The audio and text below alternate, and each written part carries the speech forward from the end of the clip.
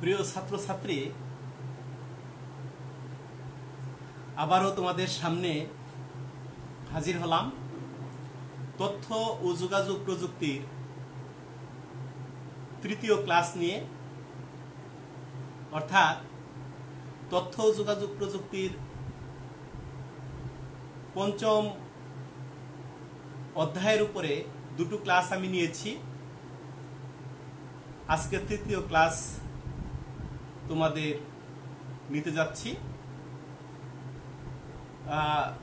আমি ডক্টর মোজাহারুল হক, বিভাগীয় প্রধান ও সহকারী অধ্যাপক, পদার্থ বিজ্ঞান বিভাগ, লক্ষ্মীপুর সরকারি কলেজ। সাথে সাথে তোমাদেরকে 2013 সাল থেকে তথ্য ও যোগাযোগ প্রযুক্তির এই বিষয়টির উপর পড়িয়ে আসছি। আশা করি তোমরা আমার সাথে থাকবে। আমি 1 ঘন্টা যাবত তোমাদেরকে এই পঞ্চম অধ্যায়ের অর্থাৎ প্রোগ্রামিং ভাষা সি প্রোগ্রামের উপরে আলোচনা করব। ইতিমধ্যেই তোমাদের সাথে আমার দুটো ক্লাস হয়ে গেছে। সি প্রোগ্রামের যে প্রাথমিক ধারণা, অর্থাৎ প্রোগ্রাম লেখার পূর্বে যে বিষয়গুলো তোমাদের নিতান্তই জানা আবশ্যক, সেই বিষয়গুলো তোমাদের সাথে ইতিমধ্যে আলোচনা হয়েছে। আমরা একটি প্রোগ্রামও দেখেছি, অর্থাৎ অত্যন্ত সহজ এবং সরল একটি প্রোগ্রাম, দুটি সংখ্যার যোগফল নির্ণয়ের সি প্রোগ্রাম আমরা দেখেছি। সি প্রোগ্রামে অত্যন্ত দক্ষ হতে হলে এর বেশ কিছু বিষয় তোমাদের জানা থাকতে হবে। এখানে মুখস্থ বিদ্যার কোনো স্থান নেই। একদিক দিয়ে মুখস্থ করবে, অন্য দিক দিয়ে দেখবে সেগুলো আর নেই। অথবা পরীক্ষার হলে মুখস্থ করে যাবে, সেখানে দেখবে একটি লাইন হয়তো বা সঠিক হয়েছে, আরেকটি লাইন তোমাদের মিস্টেক অথবা ভুল হয়ে গিয়েছে। আর এটা সম্পূর্ণ অঙ্কের মতো একটি নম্বর। প্রোগ্রাম যদি রান হয়, সঠিক হয়, অর্থাৎ সি প্রোগ্রামটি মাধ্যমে যে কার্যটি সমাধান করার কথা ছিল তা যদি সমাধান করা যায়, তবে পূর্ণাঙ্গ নাম্বার পাবে। আর প্রোগ্রামের মাঝে কোনো জায়গায় সেমিকোলন, কমা, ডাবল ইনভার্টেড কমা ইত্যাদি যদি বাদ পড়ে, তাহলে নম্বর কাটা যাবে, এটাই স্বাভাবিক। তাই এই প্রোগ্রাম ভালো করে বুঝে আসতে হবে এবং যথেষ্ট দক্ষতার সাথে এর প্রতিটি বিষয় তোমাদের বুঝতে হবে। কথা না বাড়াই, কাজে আমরা চলে যাই। তবে আমাদের আজকে যে বিষয়টি আজকে আলোচনা করব, সেই বিষয়টি আরেকবার দেখে নেই। অর্থাৎ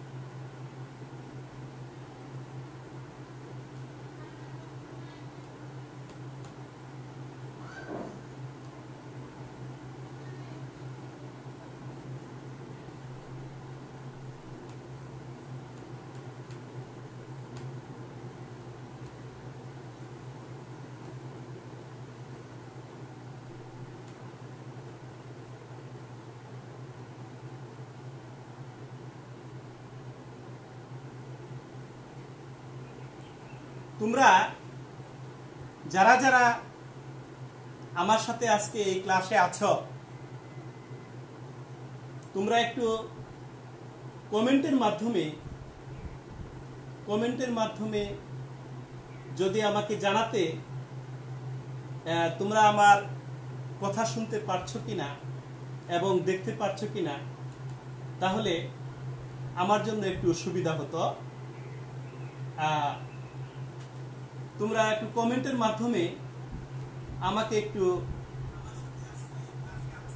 বিষয়গুলো তোমরা জানাবে। আমি একজনকে দেখতে পাচ্ছি,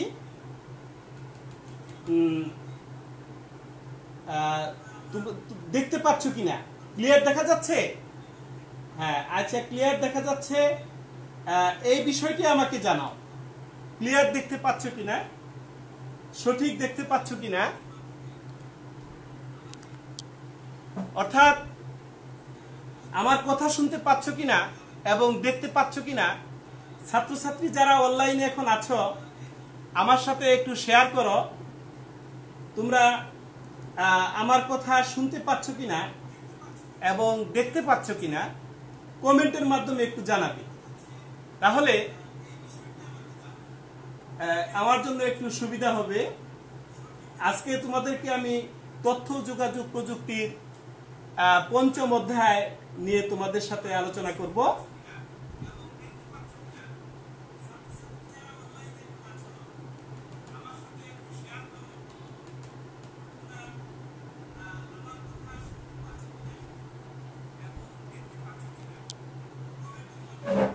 আচ্ছা, যাই হোক, আমি আশা করব তোমরা আমার কথা শুনতে পাচ্ছ এবং দেখতে পাচ্ছ। আজকে তোমাদের সাথে আমার অধ্যায় ৫ প্রোগ্রামিং ভাষার উপরে ৩য় ক্লাস। আমরা এর ইতিপূর্বে যে বিষয়গুলো জেনেছিলাম, সি কি জেনেছিলাম? সি, এল, এল, জি, টু, এস, এম, সি। এটা তোমাদের নিশ্চয়ই ভালো করে মনে আছে যে এই বিষয়টি আমরা পড়েছিলাম। এটা আর কিছুই না, এটা মনে রাখার জন্য একটি বিষয়।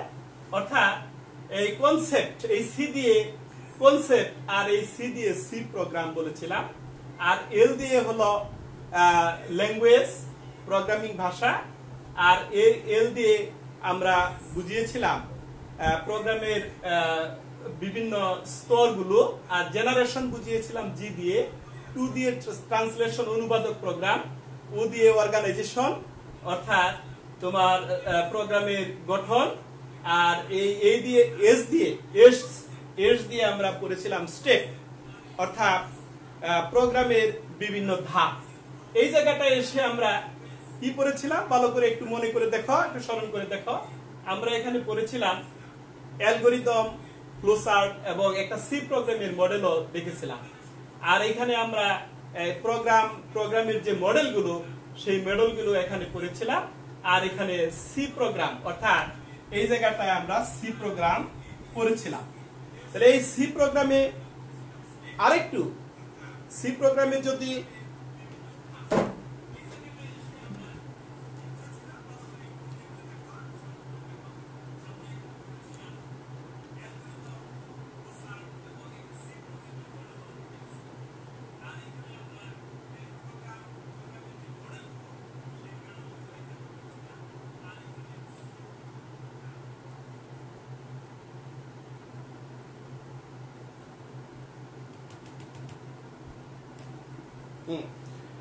এই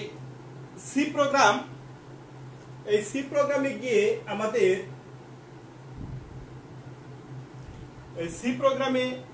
আরেকটি মনে রাখার জন্য আরেকটি বিষয় বলেছিলাম, 3CS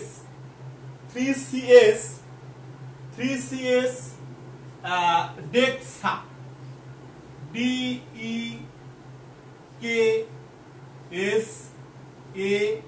DEKSAF অর্থাৎ এখানে বলা হয়েছিল যে মনে রাখার জন্য, অর্থাৎ 3CS ডেক সা, অর্থাৎ সি 3 বার সি ক্রিয়েটিভ, একটি শক্তিশালী ক্রিয়েটিভ স্ট্রাকচারে প্রোগ্রাম তৈরি করলে কম্পিউটারের ডেস্কটা সাপ অর্থাৎ ভাইরাস মুক্ত থাকবে। এটা তুমি মনে রাখার একটা কৌশল আর কি। আমরা এই সি দিয়ে এখানে কি পড়বো? কনসেপ্ট। সি দিয়ে আমরা পড়বো হলো কনসেপ্ট, অর্থাৎ সি প্রোগ্রামের যে ধারণা, সি প্রোগ্রামটা 1970 সালে এই বি নামক একটি প্রোগ্রাম থেকে আসে। রিচার্ড মার্টিন সেই বি নামের প্রোগ্রামটা করেছিল। তারপর তোমার ডেনিস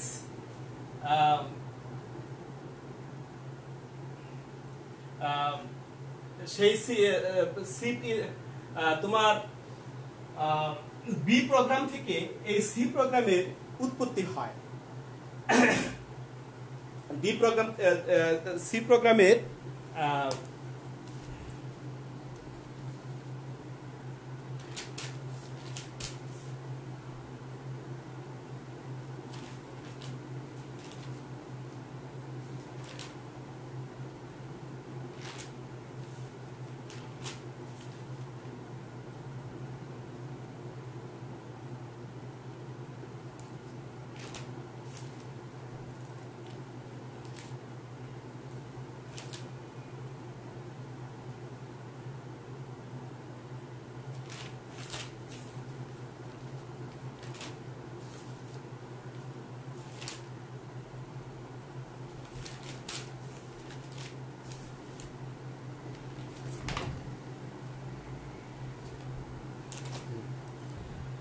আচ্ছা, সরি একটু, আচ্ছা তাহলে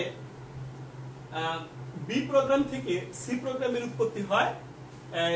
ডেনিস রিচি এই সি প্রোগ্রামটার উৎপত্তি আবিষ্কার করেন।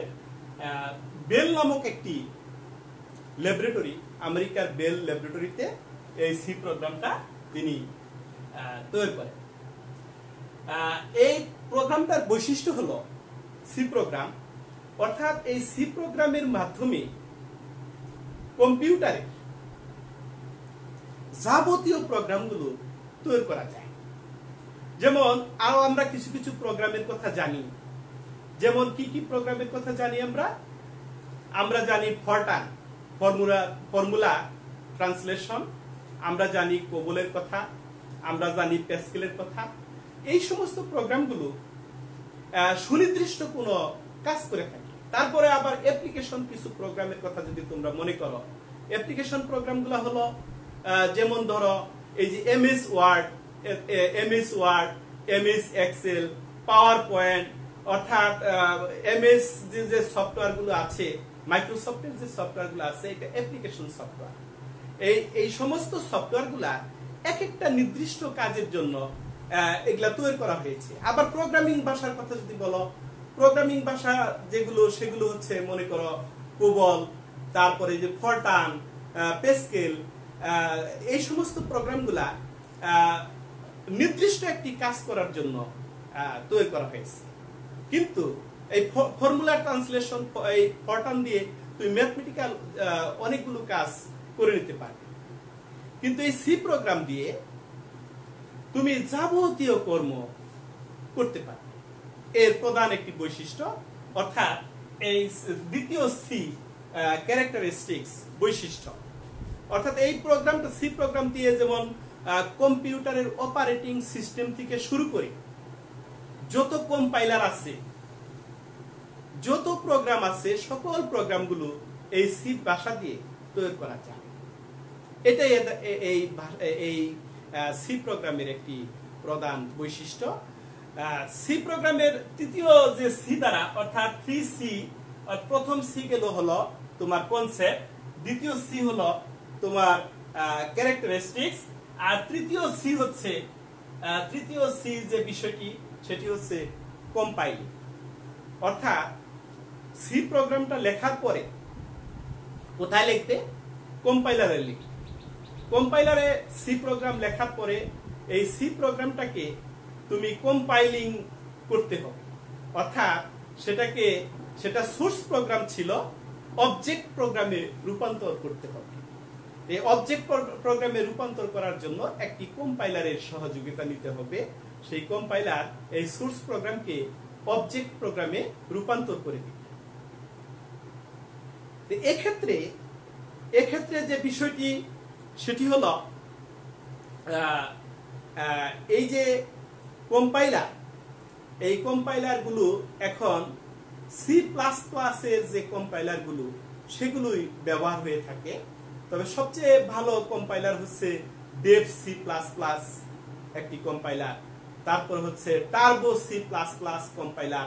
এই কথাগুলো আমি আগে তোমাদেরকে বলেছি, আবারও যেহেতু এখানে আলোচনায় এসেছে, অর্থাৎ 3C এর 3 নাম্বার সি অর্থাৎ কম্পাইলিং, সেই কম্পাইলিং এসেছে। কোড ব্লক আছে আরেকটি কম্পাইলার, সেই কম্পাইলারের মাধ্যমেও এই কাজটি অত্যন্ত সুচারুরূপে করা যায়। তাহলে এই ক্ষেত্রে আমরা Dev C plus plus, Turbo C plus plus এবং কোড ব্লক কম্পাইলারকে আমরা বেশি ব্যবহার করব এবং এগুলো ব্যবহার বিধিও অত্যন্ত সহজ। এগুলোর মধ্যে প্রোগ্রাম লেখাও যেমন সহজ এবং কম্পাইলিং করার যে পদ্ধতি অর্থাৎ প্রোগ্রাম রান করার যে পদ্ধতি তাও খুব সহজ। তারপরে আমরা এই ডিতে পড়ব ডেটা টাইপ। এই ডিতে পড়ব ডেটা টাইপ। সি ভাষায় ডেটা টাইপ অত্যন্ত জরুরি একটি বিষয়, গুরুত্বপূর্ণ একটি বিষয়। এই ডেটা টাইপের মাধ্যমে কম্পিউটারের মেমোরিতে তোমার ডেটা সংরক্ষণ হয়ে থাকে। তাহলে ডেটা টাইপটা সঠিকভাবে এখানে ব্যাখ্যা করা এবং চলক ঘোষণা করা, চলকের স্পেসিফায়ার সঠিকভাবে ঠিক করা, কতটুকু জায়গা কোন চলকের জন্য কতটুকু জায়গা, কোন ডেটা টাইপের জন্য কতটুকু জায়গা, সেটি সবকিছুই এই ডেটা টাইপ থেকে স্থির হয়ে থাকে। তাই ডেটা টাইপের মধ্যে আমরা যেমন কম্পিউটারে আমরা কখনো পূর্ণ সংখ্যা ব্যবহার করি, আবার ভগ্নাংশ ব্যবহার করি। পূর্ণ সংখ্যাও ব্যবহার করি এবং ভগ্নাংশ ব্যবহার করি। আবার দেখা যায় দুটো একত্রে পূর্ণ সংখ্যা এবং ভগ্নাংশ একত্র করেও ব্যবহার করি। আবার ক্যারেক্টার হিসেবে অনেক অক্ষরও ব্যবহার করে থাকি। তাই প্রাইমারি যে ডেটা টাইপটা আছে, প্রাইমারি ডেটা টাইপটার মধ্যে 4 প্রকার ডেটা টাইপ আমরা লক্ষ্য করে থাকি। এই 4 প্রকার ডেটা টাইপ হচ্ছে যে integer type data type. Integer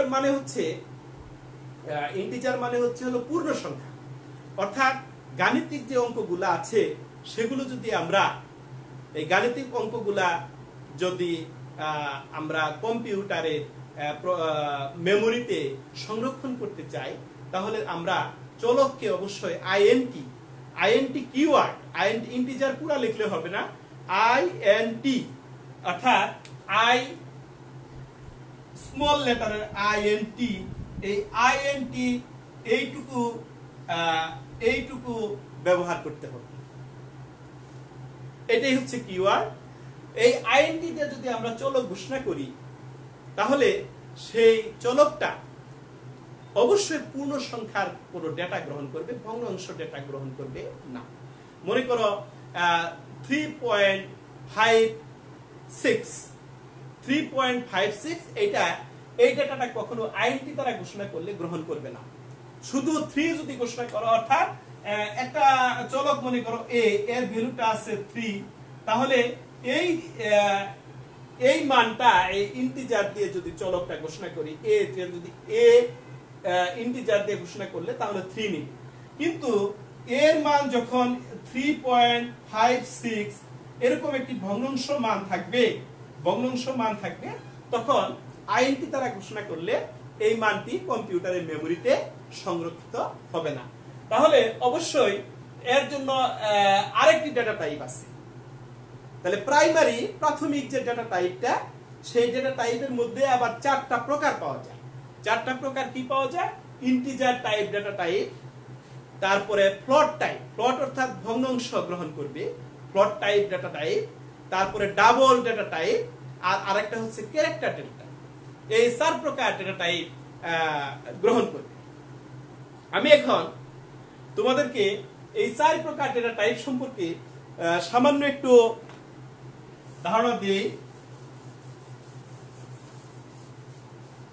সামান্য একটু ধারণা দিই 4 প্রকার ডেটা টাইপের। এই মনে করো আমি একটা ঘর করলাম, এখানে একটা তোমরা নিশ্চয়ই এটা দেখতে পাচ্ছ, তোমরা অবশ্যই দেখা যাচ্ছে, এটা আমি আশা করব। এখানে এই ঘরের মধ্যে আমি একটি টেবিল তৈরি করলাম, এখানে ডেটা টাইপ, ডেটা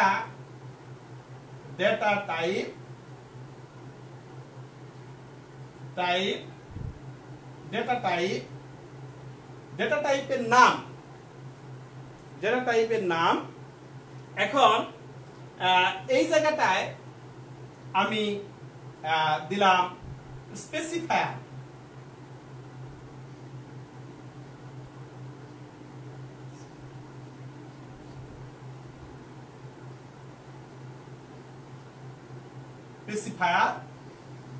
আর এখানে দিলাম বিট বা বাইট,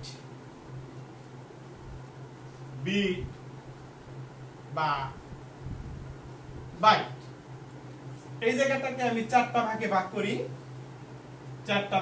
করি। তোমরা অবশ্যই দেখতে পাচ্ছ, এটা দেখা যাওয়ার কোনো তেমন একটা প্রবলেম নেই, তোমরা নিশ্চয়ই এটা দেখতে পাচ্ছ। আচ্ছা, তাহলে data type integer data type, সেটা আমরা প্রকাশ করব হলো INT, এটা ইন্টিজার ডেটা টাইপ। এটা স্পেসিফায়ার হিসেবে আমরা ব্যবহার করব %d, স্পেসিফায়ার হিসেবে আমরা ব্যবহার করব। তাহলে দেখো ইন্টিজার টাইপ যে ডেটা টাইপ, সেটার কিওয়ার্ড হবে, এই কিওয়ার্ড আমরা আরেকটা ঘর করতে পারতাম কিন্তু ছোট হয়ে যায়। সে ইন্টিজার টাইপ যে ডেটা টাইপটা, সেটা আমরা %d দিয়ে, আর স্পেসিফায়ারটা হবে %d। এটা কত বাইট বা বিট, এটা বিট হবে 2 বাইট, এই 2 বাইট বা 16 বিট, অর্থাৎ 16 বিট। তাহলে ভালো করে দেখো, এখানে ডেটা টাইপ হচ্ছে ইন্টিজার, কিওয়ার্ডটা লিখছি আমরা, এটা কিওয়ার্ডটা লিখেছি, INT হলো কিওয়ার্ড, আর এটা স্পেসিফায়ার হচ্ছে %d, আর 2 বাইট বা 16 বিট। তারপরে আমরা ফ্লোট টাইপ,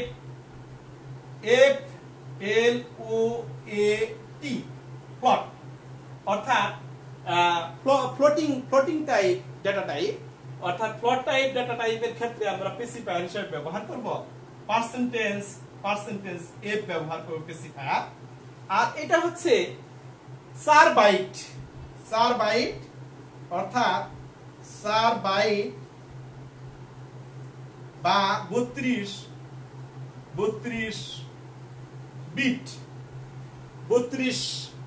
4 বাইট বা 32 বিট। তারপরে আমরা আরেকটা DUBL, ডাবল ডেটা টাইপ, আরেকটা ডাবল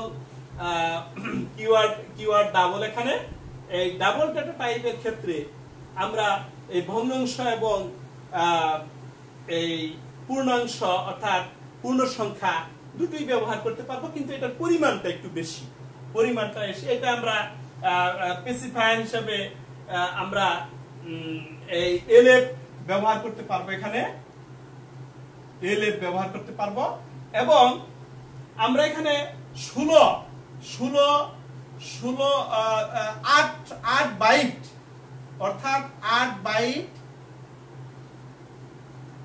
এবং বিট 64 বিট পরিমাণ জায়গা কম্পিউটারে মেমোরিতে সংরক্ষণ করতে পারবো। অর্থাৎ কোন একটি চলককে যদি আমরা ডাবল ডেটা টাইপ দ্বারা ঘোষণা করি, তাহলে সেক্ষেত্রে আমরা ওই চলকের যে পরিমাণটা মেমোরিতে কম্পিউটারে সেটা 8 বাইট বা 64 বিট পর্যন্ত আমরা সেটা গ্রহণ করতে পারবো। আবার আরেকটা হচ্ছে ক্যারেক্টারের কিওয়ার্ড হচ্ছে CHAR। এই ক্যারেক্টার ডেটা টাইপের ক্ষেত্রে আমরা এখানে এটা প্রকাশ করার জন্য স্পেসিফায়ার হিসাবে পার্সেন্টেজ এস ব্যবহার করব, এবং এটা আমরা মাত্র 1 বাইট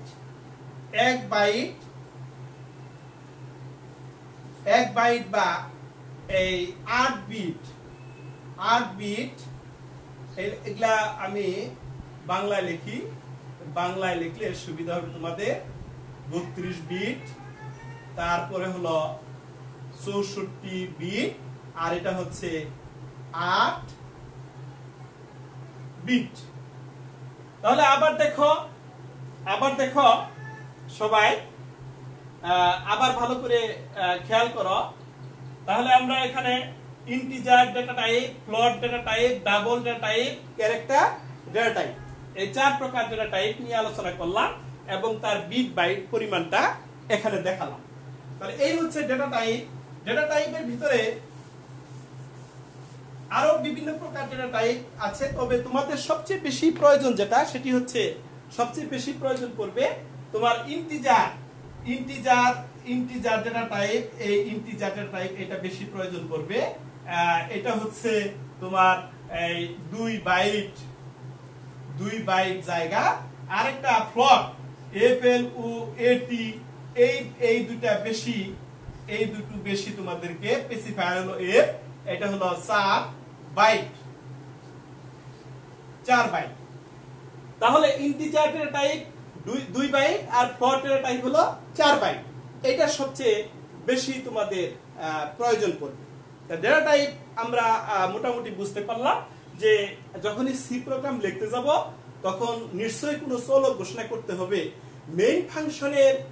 মেইন ফাংশনের অধীনে যে দ্বিতীয় বন্ধনী থাকে, দ্বিতীয় বন্ধনীর মধ্যে প্রথম লাইনটাতেই তোমাকে এই চলক ঘোষণা করতে হবে। সেই চলক ঘোষণা করবে তুমি 2 পদ্ধতিতে চলক ঘোষণা করতে পারবে। বেশি ব্যবহার হবে তোমাদের সিলেবাসের মধ্যে যেটুকু আছে, সেই সিলেবাসের মধ্যে এই ইন্টিজার ডেটা টাইপ আর ফ্লোট ডেটা টাইপ, যাকে পার্সেন্টেজ ডি দ্বারা প্রকাশ করা হয় 2 বাইট, আবার float data type percentage F দ্বারা প্রকাশ করা হয় স্পেসিফায়ার হলো পার্সেন্টেজ এফ 8 বাইট। এই দুটো সবচেয়ে বেশি ব্যবহার করতে হবে তোমাদেরকে। তারপর আসি হলো কিওয়ার্ড, আর একটু পরে এক্সপ্রেশন, রাশিমালা দেখ, অর্থাৎ ইতে রাশিমালা। আবার ভালো করে দেখো 3CS ডেক সাব, অর্থাৎ ডি আমরা ডেটা টাইপ আলোচনা করলাম, এই ইতে আমরা এক্সপ্রেশন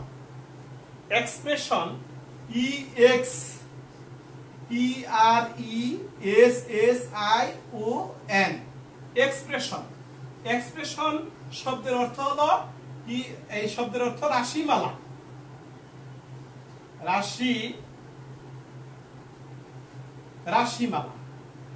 তো এই রাশিমালা সম্পর্কে এখন তোমাদের সাথে আলোচনা করব।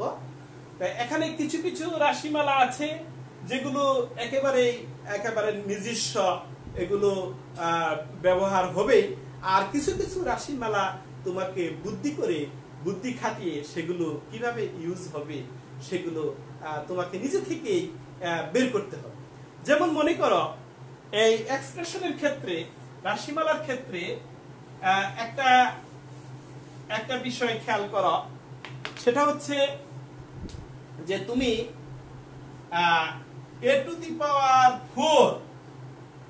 প্লাস 3a সমান, এটা ছিল x সমান, এটা ছিল x সমান a⁴ প্লাস 3a। তো এইটা সি ভাষায় কেমনে তুমি প্রকাশ করবে, তুমি কেমনে এক্সপ্রেস করবে সি ভাষায়? অর্থাৎ তুমি যখন প্রোগ্রাম লিখবে, প্রোগ্রামে কি ডাইরেক্ট এভাবে লিখলে প্রোগ্রাম গ্রহণ করবে? অবশ্যই গ্রহণ করবে না। তাহলে সি ভাষায় যেভাবে এক্সপ্রেস করতে হবে, যেভাবে এক্সপ্রেশন করতে হবে, অর্থাৎ রাশিমালাটা যেভাবে তুমি সেখানে বসাবে তার নিয়ম হচ্ছে, যেমন এই এটা তুমি বসাতে পারো এ গুণন এ গুণন এ গুণন এ। হ্যাঁ, এটা কিন্তু এই যে আবার দেখো গুণন চিহ্ন, আমরা গুণন চিহ্ন সাধারণত এইটা গুণন চিহ্ন জানি, কিন্তু এইটা এই প্রোগ্রামের ভিতরে বা কম্পিউটার গ্রহণ করবে না, সেটা অবশ্যই স্টার হইতে হবে, স্টার হইতে হবে গুণন চিহ্নটা। তাহলে এইভাবে তুমি এক্সপ্রেস করতে পারবা, প্লাসটা এইভাবে দিতে পারবা, 3 আবার এক্সপ্রেস a। এই যে একটা নিয়ম, এভাবে তুমি প্রকাশ করতে পারো। কিন্তু আবার দেখো এটাই তুমি প্রকাশ করতে পারো কিভাবে, পি ও ডাব্লিউ, হ্যাঁ, দিয়ে এ দিয়ে কমা দিয়ে তুমি এখানে 4 লিখেও তুমি এটাকে এক্সপ্রেস, এটাকে তুমি প্রকাশ করতে পারো। এই রাশিমালাটাকে তুমি এভাবেও প্রকাশ করতে পারো, এভাবেও তুমি প্রকাশ করতে পারো, এভাবে। এটা তোমাকে বুদ্ধি করে বাইর করতে হবে, বুদ্ধি করে বাইর করতে হবে। কিন্তু আবার কিছু কিছু রাশিমালা আছে যেগুলো তোমাকে মনে রাখতে হবে, মুখস্থ রাখতে হবে। এই রাশিমালাগুলোকে সাধারণত 8টি ভাগে ভাগ করা হয়, 8টি ভাগে ভাগ করা হয়। গাণিতিক রাশিমালা, ঠিক আছে, তারপরে তোমার এই বিট ওয়াইজ রাশিমালা, তারপরে তোমার আছে হলো রিলেশনাল রাশিমালা, তারপরে এভাবে বেশ কিছু রাশিমালা, অর্থাৎ 8 প্রকার রাশিমালা তোমার আছে। তাহলে 8 প্রকার রাশিমালা সম্পর্কে এই যে এক্সপ্রেশন রাশিমালা, এই 8 প্রকারের মধ্যে 1 নম্বরে আসে হলো কি, 1 নম্বরে গাণিতিক রাশিমালা।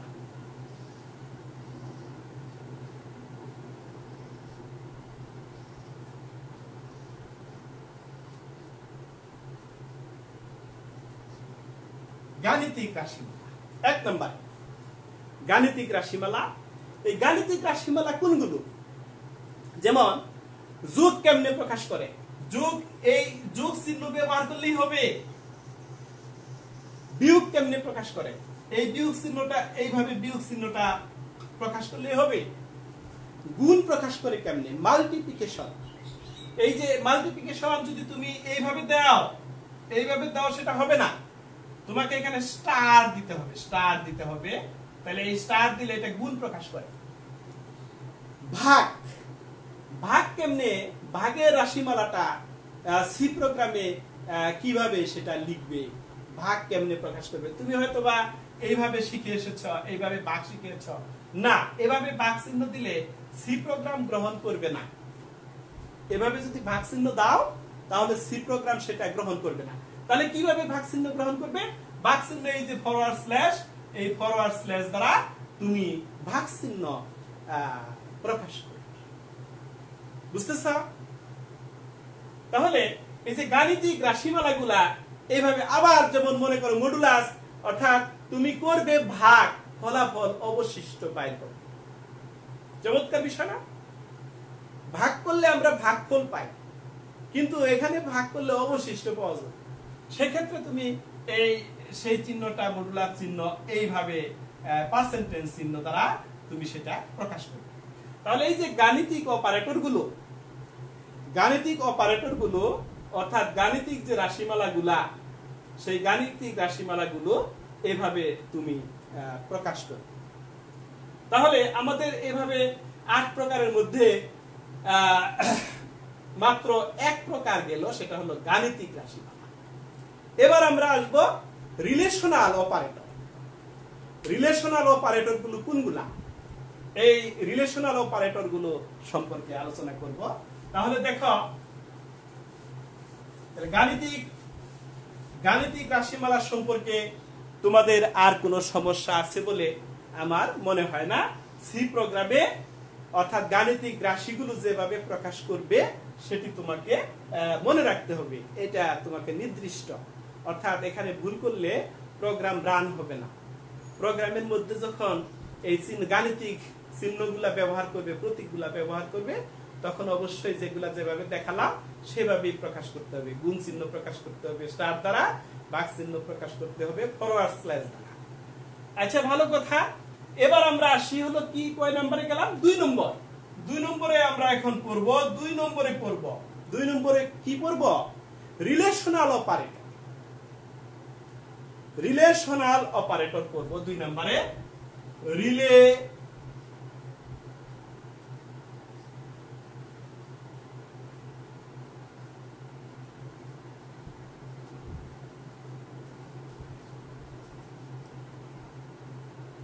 তাহলে রিলেশনাল গাণিতিক অপারেটর দেখলাম, এখন আমরা পড়ব হলো রিলেশনাল অপারেটর।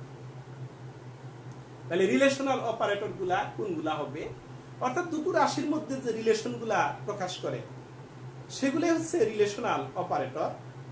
এই রিলেশনাল অপারেটর গুলো হচ্ছে তোমার, যেমন আমি যদি কোনো একটি এইভাবে কোনো দুটো রাশির মধ্যে এটা ব্যবহার করি, তাহলে কি বোঝায়? যে বাম দিকের রাশিটা ডান দিকের রাশিটা থেকে বড়, তাহলে প্রথম রাশি এবং দ্বিতীয় রাশির মধ্যে একটা রিলেশন স্থাপন হলো, একটা রিলেশন তৈরি হলো। ঠিক আছে, বুঝতে পারছো? তাহলে এইটা একটা রিলেশনাল অপারেটর। তারপরে মনে করো আবার যদি এভাবে যদি দেই, তাহলে কি হবে বলো তো দেখি? তাহলে ডান দিকের রাশিটা থেকে বাম দিকের রাশিটা হলো ছোট। একমত আমার সাথে? হ্যাঁ। তাহলে ডান দিকের রাশিটা থেকে বাম দিকের রাশিটা ছোট। তাহলে ডান দিকের রাশি আর বাম দিকের রাশির মধ্যে যে রিলেশনটা হচ্ছে সেটি এই অপারেটরের মাধ্যমে সেটি আমরা প্রকাশ করছি। এই কারণে এগুলাকে রিলেশনাল অপারেটর বলা হয়। আবার দেখো, আবার যদি আমরা এই যে এইটা ব্যবহার করে এখানে একটা সমান চিহ্ন দেই, তাহলে কি হবে? কে বলতে পারবে? হ্যাঁ, নিশ্চয়ই যে আমার সাথে যারা আছো তোমরা সবাই বলতে পারবে। আমি নামগুলো আবার দেখে নিচ্ছি, কে কে আমার সাথে আছো। আমার সাথে অনেকেই আছো, তোমাদেরকে অসংখ্য ধন্যবাদ। তোমরা আমার সাথে এই ক্লাসে আছো এবং ক্লাসটা উপভোগ করছো, তোমাদেরকে অনেক ধন্যবাদ। তোমরা মাঝে মাঝে আমাকে করবে, কমেন্ট করে আমাকে জানাবে তোমাদের অবস্থানটা, আর বেশি বেশি করে শেয়ার করবে। যে সমস্ত ছাত্রছাত্রীরা এখনো এই অনলাইন ক্লাসের সাথে যুক্ত নয়, তারা যেন জানতে পারে, তারাও যেন এই অনলাইন ক্লাসগুলোর কিছু সুবিধা গ্রহণ করতে পারে, সে ধরনের একটি উপায়, চেষ্টা তোমরা এখানে শেয়ারের মাধ্যমে করবে।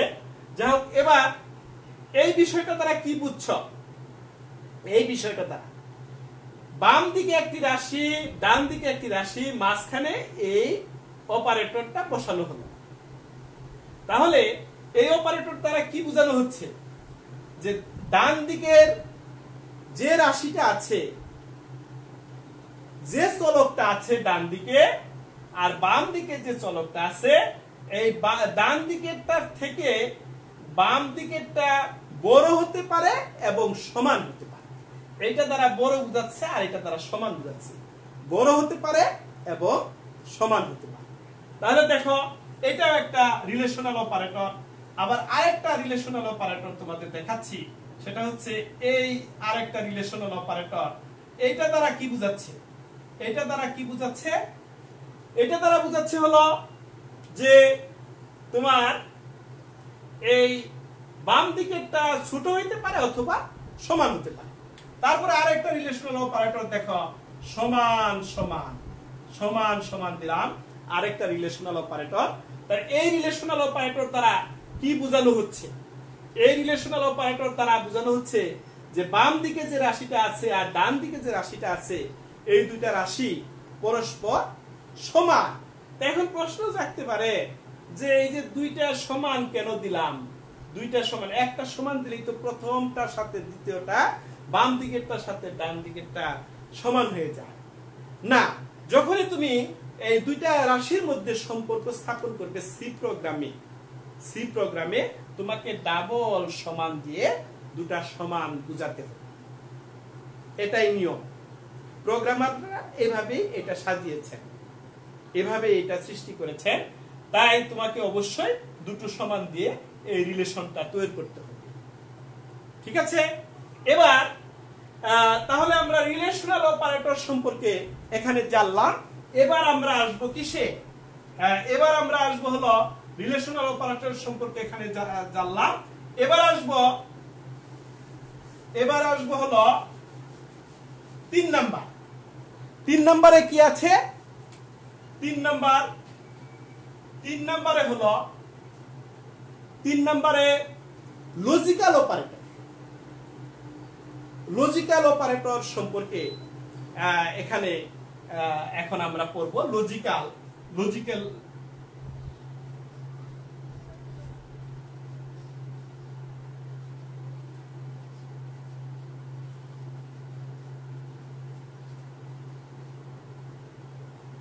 লজিক্যাল অপারেটর সম্পর্কে আমরা এই 3 নম্বরে পড়ব। ঠিক আছে? এখন লজিক্যাল অপারেটর কোনগুলো? লজিক্যাল অপারেটর 3টা, অর, এন্ড, নট।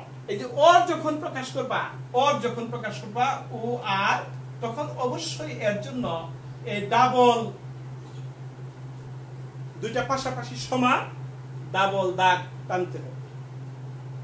আবার এন্ড প্রকাশের জন্য তোমাকে করতে হবে এম্পারস্যান্ড, দুটো ব্যবহার করতে হবে। একটি ব্যবহার করলে হবে না, দুটো ব্যবহার করতে হবে। লজিক্যাল অপারেটর যখন তোমরা করবে তখন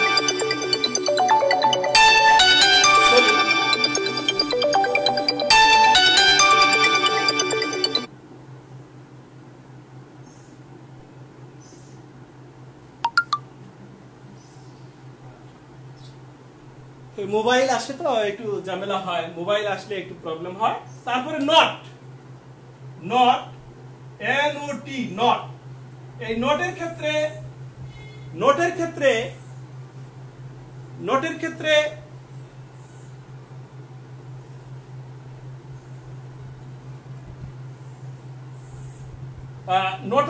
তোমরা প্রকাশ করবে এই একটি দাগ দিয়ে এই আশ্চর্যবোধক চিহ্ন, এটা দ্বারা নট প্রকাশ করবে। তাহলে লজিক্যাল অপারেটর সম্পর্কে এখানে আমরা জানতে পারলাম। তাহলে লজিক্যাল অপারেটর এগুলো তোমরা অর যখন প্রকাশ করবে তখন দুটো দাগ ব্যবহার করবে, এন্ড যখন তখন এম্পারসেন্ট পাশাপাশি দুটো দিবে, পাশাপাশি দুটো এম্পারসেন্ট দিবে, তাহলে সেটা হবে এন্ড। আর নট হচ্ছে আশ্চর্যবোধক চিহ্ন দ্বারা নট তোমরা প্রকাশ করবে। এবার আসি 3 নাম্বার। তাহলে আমরা এক্সপ্রেশন বা রাশিমালা দেখতেছি। এবার যে রাশিমালাটা দেখব সেটি কি রাশিমালা দেখব? 4 নম্বরে যে incremental and decremental operator, incremental এবং ডিক্রিমেন্টাল অপারেটর। তাহলে ইনক্রিমেন্ট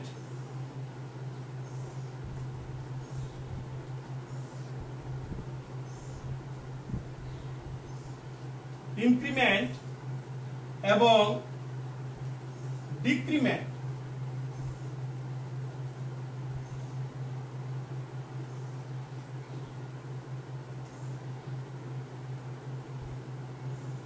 মেন্টাল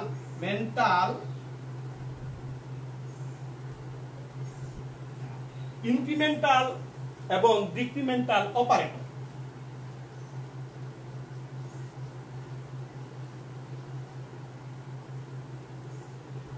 ইনক্রিমেন্টাল এবং ডিক্রিমেন্টাল অপারেটর এটা কিভাবে তোমরা প্রকাশ করবে?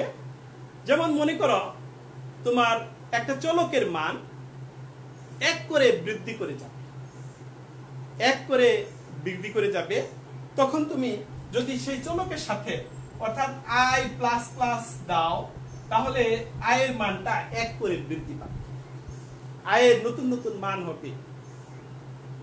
i যদি থাকতো 9, তাহলে দ্বিতীয় এই লাইন পরে হবে 10।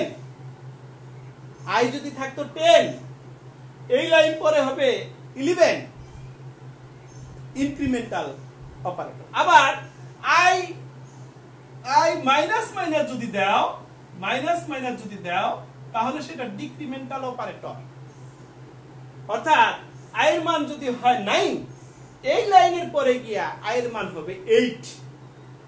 Decremental operator. তাহলে ইনক্রিমেন্টাল অপারেটর দুইটা প্লাস দিয়ে তুমি ইনক্রিমেন্টাল অপারেটর প্রকাশ করবে। তাহলে এটা ইনক্রিমেন্টাল অপারেটর প্রকাশ করবে কিভাবে? দুটো প্লাস দিয়ে, এই দুটো প্লাস দিয়ে, আর ডিক্রিমেন্ট অপারেটর দুটো মাইনাস দিয়ে এই ডিক্রিমেন্টাল অপারেটর প্রকাশ করবে। এই হচ্ছে ইনক্রিমেন্টাল এবং ডিক্রিমেন্টাল অপারেটর।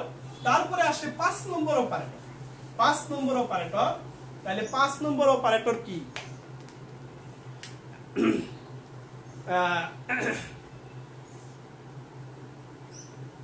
5 নম্বর অপারেটর অর্থাৎ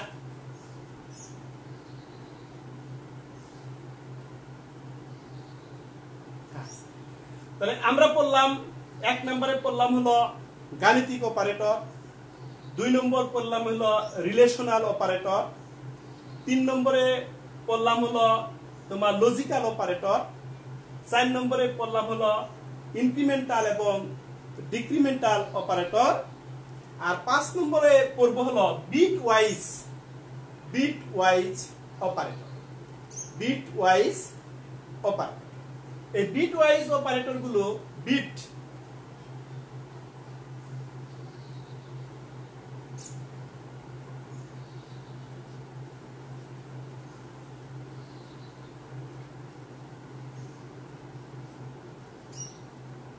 বিটওয়াইজ অপারেটর। এই বিটওয়াইজ অপারেটর গুলা হচ্ছে এন্ড এর জন্য তুমি কি ব্যবহার করবে, তারপরে ওরের জন্য কি ব্যবহার করবে, তারপর তুমি নটের জন্য কি ব্যবহার করবে, এই বিষয়গুলো হচ্ছে বিটওয়াইজ অপারেটর। যেমন এন্ড এর জন্য তুমি এম্পারসেন্ট, এন্ড এর জন্য এ এন্ড বি, এই এন্ড এর জন্য এম্পারসেন্ট ব্যবহার করবে। এটা হচ্ছে তোমার বিটওয়াইজ অপারেটর। তারপরে তোমার নোটের জন্য তুমি দুইটা এরকম নোটের জন্য ব্যবহার করবে এন ও টি, তাহলে সেটি তোমার হচ্ছে বিটওয়াইজ অপারেটর হবে। আচ্ছা, আমাদের সময় প্রায় শেষের দিকে, সময় আরো কয়েকটি অপারেটর আছে। আর কি অপারেটর? কন্ডিশনাল অপারেটর, তারপর স্পেশাল অপারেটর। এই অপারেটর গুলো আমাদেরকে পড়তে হবে। সামনের ক্লাসে আমরা এই অপারেটর গুলো পড়ব, অর্থাৎ এক্সপ্রেশন, রাশিমালা, এবং রাশিমালা গুলা কিভাবে, বেশ কিছু জটিল রাশিমালা আছে, সেই জটিল রাশিমালা গুলা, যেমন মনে করো এ স্কয়ার প্লাস বি স্কয়ার, তারপরে আবার রুট ওভার থাকে, প্লাস আবার সি থাকে। এই সমস্ত রাশিমালা গুলা সি প্রোগ্রামে কিভাবে ব্যবহার হবে, সি প্রোগ্রামে এগুলা গিয়া কিভাবে ভেঙে ভেঙে ব্যবহার করতে হবে, সি ভাষায় কি হবে, সেই বিষয়গুলো আরো ডিটেলস আগামী ক্লাসে আলোচনা করে তারপর আমরা কিওয়ার্ডে যাব। এই কিওয়ার্ডে তেমন একটা আলোচনা যে আছে তা নয়। কিওয়ার্ডে আমরা জাস্ট এই সি ভাষা এবং সি প্লাস প্লাস ভাষার মধ্যে এই কতগুলা কিওয়ার্ড আছে, 32টা কিওয়ার্ড এই সি ভাষায় আছে, আর 63টা আছে সি প্লাস প্লাস। আবার কোন কোন বইয়ে 47 লেখা হয়, এক এক বইয়ে এক একটা লেখা হয়। তবে এগুলো এখন সর্বশেষ যে সর্বশেষ সেটা হচ্ছে সি ভাষায় যেটা ছিল সেটা আগে সেটা ফিক্সড আছে, 32টা আছে, কিন্তু সি প্লাস প্লাসে হয়ে গেছে 63টা। তারপরে এটা পড়ার পরে আমরা কি করব? এই কিওয়ার্ড পড়ার পরে আমরা পিরিয়ড পড়ার পরেই এরে ফাংশনের আগে আমরা এই সিএস ডেক্সা এই বিষয়গুলো আমরা আগামী ক্লাসে আবার পড়ার চেষ্টা করব। আমি আসলে একটু অসুস্থতা ফিল করছি, আমার একটি অঘটন হয়ে গেছে আজকে। তোমরা নিশ্চয়ই বুঝতে পারতেছো আমি ক্লাসটা আগের ক্লাসের মতো অত সুন্দরভাবে নিতে পারতেছি না। আমার ফ্যামিলির একজন মেম্বার মৃত্যুবরণ করার পরে আমি গত সপ্তাহে তোমাদের ক্লাসের সাথে অতটা যুক্ত ছিলাম না। এই সপ্তাহে এটাই আমি লাস্ট ক্লাসে অংশগ্রহণ করলাম। আগামী সপ্তাহ থেকে আবার ঠিকমতো ক্লাসগুলো সব নিব, বিশেষ করে অনার্সের ক্লাসগুলো, অনার্স প্রথম বর্ষ, অনার্স দ্বিতীয় বর্ষ, তারপর একাদশ দ্বাদশের পদার্থবিজ্ঞান এবং তথ্য যোগাযোগ প্রযুক্তির বিষয়গুলো সামনের ক্লাস থেকে তোমাদেরকে ভালো করে পড়ানোর চেষ্টা করব। আমার জন্য দোয়া করবে, আমাদের ফ্যামিলির জন্য দোয়া করবে। ফ্যামিলির একটি অঘটন ঘটে গেছে, আমরা অনেকেই এটা নিয়ে একটু উদ্বিগ্ন আছি এবং আমি আশা করব অতি তাড়াতাড়ি আমরা এই কষ্ট থেকে, এই দুঃখ থেকে উঠে আসতে পারবো এবং তোমাদের সাথে পুনরায় আবার ক্লাসে যোগ দিয়ে তোমাদের এই ক্লাসগুলো আরো সুন্দরভাবে নেওয়ার চেষ্টা করব। সবাইকে ধন্যবাদ। আগামী ক্লাসে তোমাদের সাথে আবার দেখা হবে।